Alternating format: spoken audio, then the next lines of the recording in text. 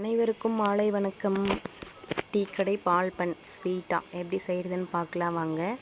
ஒரு cup milk எடுத்துகிட்டு அதில் 1/2 கப் சுகர் எடுத்து அது கூட ஒரு முட்டையை போட்டு நல்லா பீட் பண்ணி எடுத்துக்கலாம். அதில் கொஞ்சோண்டு சோடாவும் கொஞ்சோண்டு உப்பும் பிஞ்ச் ஆஃப் சால்ட் ஓகேங்களா போட்டு அதையும் நல்லா பீட் பண்ணிக்கலாம். இது கூட மைதா ஆட் பண்ணிக்கலாம்.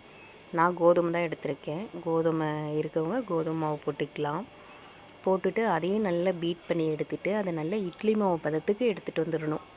அது ஒரு 5 மினிட்ஸ் ஒரு சைடில் வச்சுடுங்க, செட் ஆகட்டும். ஒரு சைடில் ஒரு கடாயில் நல்லா ஆயில் வச்சு அதை நல்லா சூடு பண்ணிக்கணும். இதுக்கு 2 குழிக்கரண்டி தேவை, எடுத்து வச்சுக்கோங்க. ஆயிலே ஒரு கரண்டி தேவை, இந்த மாவு எடுத்து ஊற்றுறதுக்கு ஒரு கரண்டி தேவை. எண்ணெய் நல்லா சூடானதோ அந்த குழிக்கரண்டியிலேயே எண்ணெய் எடுத்து நம்ம கலக்கி வச்சுருக்க மாவையும் அதில் போட்டு ஊற்றி அப்படியே எண்ணெயில் விட்டுறணும். அது நல்ல ஃப்ளஃபியாக நல்ல பஃப்னு மேலே வந்து அது கரண்டி விட்டு செப்ரேட் ஆகிடுது. ஒரே கையில் ஃபோனும் கரண்டியும் வச்சுட்டு பண்ணதுனால கொஞ்சம் சாய்வாக தெரிஞ்சுது. அதில் தான் இந்த சின்ன சின்னதாக நிறைய வந்துடுச்சு. நான் போண்டா வந்து கரண்டியோட ஷேப்லேயே வரும்னு தான் போட்டேன். ஆனால் எனக்கு கிடைச்சிது சண்டா அப்படிங்கிற மாதிரி நிறையவும். அப்புறம் சிக்கன் 65 மாடலில் லெக் பீஸ் மாடல்லையும் கிடச்சிது. இங்கே பாருங்கள், சொண்டாங்கிற மாதிரியே இருக்குது.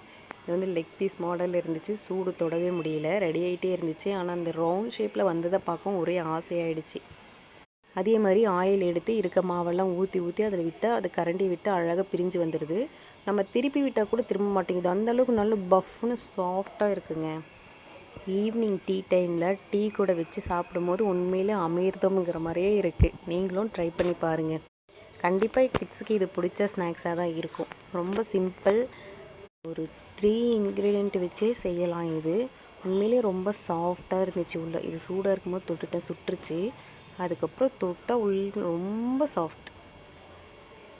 வீடியோ பிடிச்சிருந்தா மறக்காமல் லைக் பண்ணுங்கள். இப்போ தான் என்னோடய வீடியோ பார்க்குறீங்கன்னா சப்ஸ்கிரைப் பண்ணுங்கள். தேங்க்யூ.